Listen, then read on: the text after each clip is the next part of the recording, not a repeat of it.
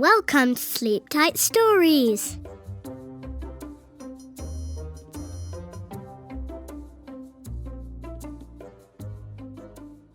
The Lonely Little Pig. One day, the brown hog called to her 12 young pigs and their 10 older brothers and sisters. "Look, look! What is in that cage?" The 22 stubby snouts that were thrust through the opening of the rail fence were quivering with eagerness and impatience. Their owners wished to know all that was happening, and the old mother's eyes were not so sharp as they had once been. So if the pigs wanted to know the news, they must stop their rooting to find it out. Bits of the soft brown earth clung to their snouts and trembled as they breathed. "It looks like a pig," they said, "only it's white." "It is a pig, then," grunted their mother as she lay in the shade of an oak tree. "There are white pigs, although I never fancied the color. It looks too cold and clean.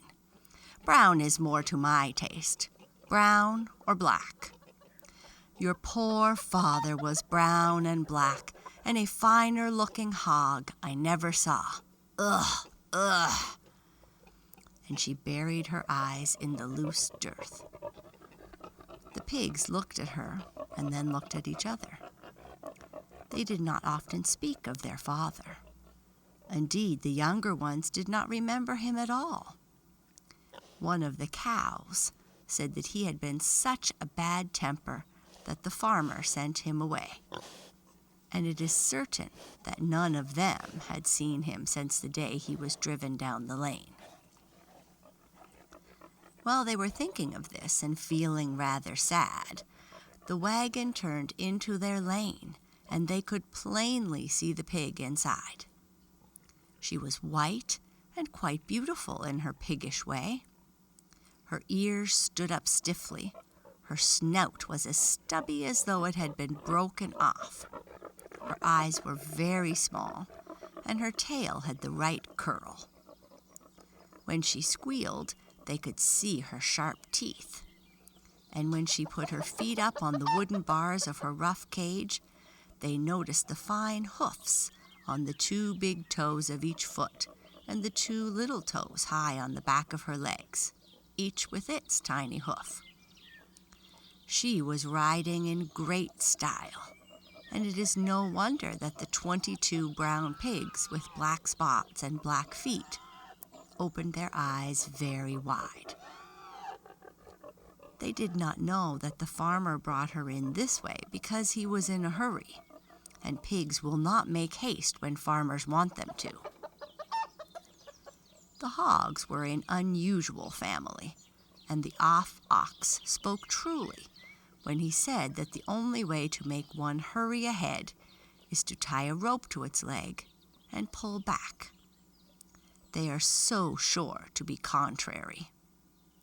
"She's coming here!" the brown pigs cried. "Oh, Mother, she's coming here! We're going to see the men take her out of her cage!" The old hog grunted and staggered to her feet to go with them, but she was fat and slow of motion, so that by the time she was fairly standing, they were far down the field and running helter-skelter by the side of the fence. As she stared dully after them, she could see the 22 curling tails bobbing along, and she heard the soft patter of 88 sharp little double hooves on the earth. "Ugh," she grunted. "Ugh, ugh. I am too late to go. Never mind. They will tell me all about it, and I can take a nap. I haven't slept half the time today, and I need a rest." Just as the mother hog lay down again, the men lifted the white pig from the wagon, cage and all. So she began to squeal, and she squealed and squealed and squealed and squealed, until she was set free in the field with the brown pigs. Nobody had touched her, and nobody had hurt her, but it was all so strange and new that she thought it would make her feel better to squeal.